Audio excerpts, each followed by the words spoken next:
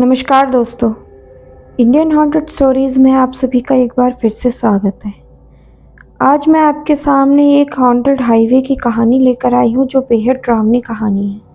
कहानी जानने के लिए मेरे चैनल के साथ लास्ट तक बने रहिए। अभी अभी ही काम पूरा हुआ है हाईवे का और आपस में काम करने वाले मजदूरों को ठेकेदार उनकी मेहनत का पैसा देने वाला ही था, इसीलिए सभी एक लाइन में लगकर अपनी बारी का इंतज़ार कर रहे थे। इतने दिन बाद काम करने के बाद पैसे मिलेंगे, इन पैसों से मैं अपने बच्चों के लिए खिलौने खरीदूंगा। मैं तो सारे पैसे बैंक में डाल दूंगा क्योंकि अगले बरस तो बिटिया की शादी भी करनी है। अभी से पैसे जोड़ूंगा तो उसकी शादी तक अच्छी रकम हो जाएगी। मैं तो ये पैसा अपनी माँ को दूंगा। इन पैसों से मैं अपने माता पिता की आंखों का इलाज कराऊंगा। सभी मजदूर आपस में ये सब बातें कर रहे थे। तभी ठेकेदार आ जाता है और कहता है कि सभी मजदूर अपने अंगूठे का निशान लगाकर पैसे ले लो। लाइन में लगे मजदूर अपनी बारी का इंतजार कर रहे थे। मई की चिलचिलाती धूप भी उनको अभी ठंडक दे ही रही थी क्योंकि आज उन्हें अपनी मेहनत का फल मिल रहा था और जिन्हें मिल चुका था उनके चेहरे खुशी से चमक रहे थे। सब पैसे लेकर अपने अपने घर की तरफ रवाना होने के लिए बस स्टैंड की तरफ जा रहे थे, जो कि हाईवे से कुछ ही दूर है। कुछ मजदूर सड़क पार कर रहे हैं। हाईवे के उस पार जाकर वो अपने शहर को जाने वाली बस में बैठ सके। तभी अचानक से एक ट्रक कहां से आकर सड़क पार कर रहे मजदूरों को रौंदते हुए आगे निकल जाती है।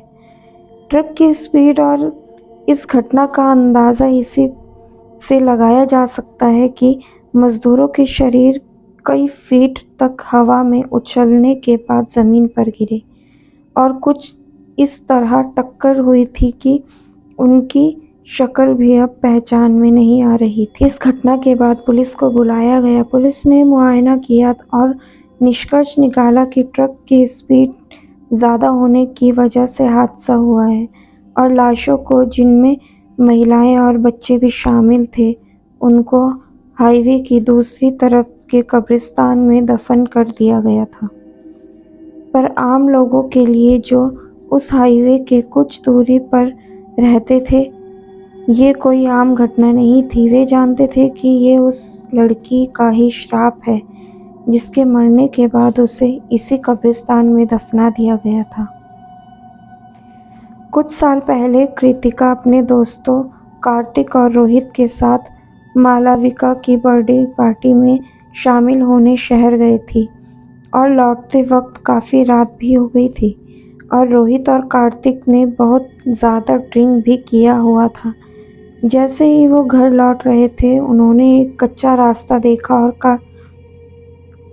कृतिका ने अपने दोस्तों से कहा कि इस रास्ते से चलो, घर जल्दी पहुंच जाएंगे क्योंकि मैप पर ऐसा ही दिखा रहा है।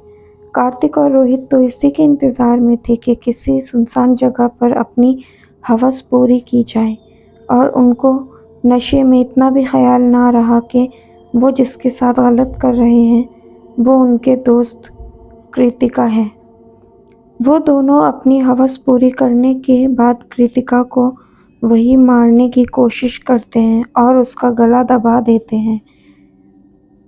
कुछ देर बाद जब कृतिका के शरीर में कोई हरकत नहीं हुई तो वो उसको मरा हुआ समझकर गाड़ी में बैठकर भाग जाते हैं।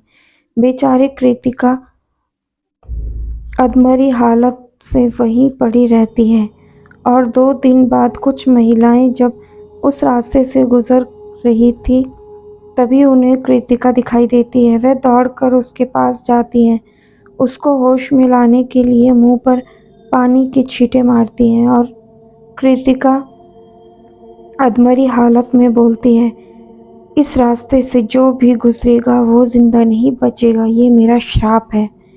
इतना कहते ही वह मर जाती है और गांव के लोग उसको सड़क के पास के कब्रिस्तान में ही गाड़ देते हैं। अभी के समय सरकार ने सभी मजदूरों के लिए मुआवजे का ऐलान किया और हाईवे के उद्घाटन की तारीख भी सूचित कर दी गई थी। तय दिन मंत्री के उद्घाटन के बाद गाड़ियों का आवागमन भी शुरू हो जाता है, पर उस श्राप वाली जगह पहुंचते ही ना जाने कैसे गाड़ियों का एक्सीडेंट हो जाता है। इतने सारे एक्सीडेंट की वजह से सरकार उस हाईवे को बंद करने का ऐलान करती है। अब उस हाईवे से कोई नहीं आता जाता, वो सब सुनसान है। तो दोस्तों, आज की कहानी आपको हमारी कैसी लगी? बहुत दर्दनाक कहानी है। कहानी अगर आपको अच्छी लगी तो लाइक ज़रूर करना और कमेंट में भी हमें बताना कि आपको कहानी कैसी लगी है।